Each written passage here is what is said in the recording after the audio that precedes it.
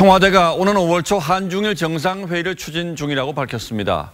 성사되면 7번째 한중일 정상회의이자 2년 반 만에 재개되는 건데 조금은 따져봐야 할 대목이 있습니다. 최현묵 기자 나와 있습니다. 자, 최 기자 어서 오십시오. 네.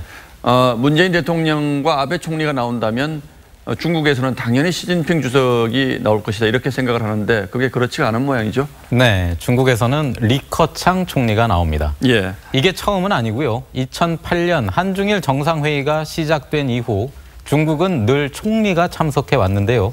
한국과 일본이 국가 정상을 보내는데도 중국은 늘 2인자를 보냈던 겁니다. 이는 중국이 내부적으로 정해놓은 주석과 총리 간 업무 분장에 따른 거라고 합니다. 그렇다면 중국에서는 주석이 참석하는 정상회의가 따로 있고 또 총리가 참석하는 정상회의가 따로 있다 이런 뜻인데 한중일 정상회의는 왜 총리가 참석하는 회의가 됐습니까? 네, 처음 한중일 정상회의가 열린 2008년은 글로벌 경제 위기 대처가 주 의제였는데요. 그러다 보니 중국 측에서 경제를 총괄하는 총리가 참석하는 것에 대해서 한국, 일본 등에서 문제 제기가 없었다고 합니다. 시 주석은 미국, 러시아 등 강대국 정상이 참석하는 에이펙 정상회의나 미국과의 정상회담에 주로 참석하는데요. 작년 4월 기억하시는 대로 트럼프 미국 대통령 취임 직후엔 시 주석이 트럼프의 별장인 플로리다주 마러라고까지 직접 방문하기도 했습니다. 자, 그런데 이제 중국은 시진핑 주석 1인 독재 체제가 완성이 됐고 그렇게 본다면 리커창 총리가 오는 게 적절치 않다 이런 생각이 들기도 하는데요. 네, 뭐 그런 지적이 나올 만합니다. 말씀하신 대로 사실상 시황제 시대가 열렸는데요.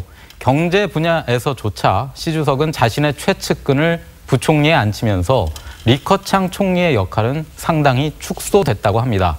문 대통령, 아베 총리와 리커창 총리가 마주 앉는 것이 급이 맞지 않는다라는 지적이 나옵니다. 예, 결정권은 뭐 어차피 시 주석한테 있다 이런 뜻일 텐데 그렇다면 이런 상황이라면 한국과 중국이 앞으로는 시 주석이 좀 나와줬으면 좋겠다 이렇게 요구를 할 수도 있는 것 아니겠습니까? 네, 그렇긴 한데 외교 관례란 게 한 번 굳어지면 바꾸기가 쉽지가 않다고 합니다. 하지만 말씀하신 대로 이번 한중일 정상회의는 남북, 미북 정상회담을 전후에 열린다는 점에서 그 성격이나 중요성에서 크게 달라졌습니다. 이를 계기로 한중일 모두 정상이 참가하는 회의로 급을 높여야 한다는 목소리도 나옵니다. 예, 어쩐지 지난번 문재인 대통령이 중국 갔다가 홀대를 당한 일이 생각이 나서 기분이 썩 유쾌하지는 않은 것 같습니다. 최현묵 기자 수고했습니다.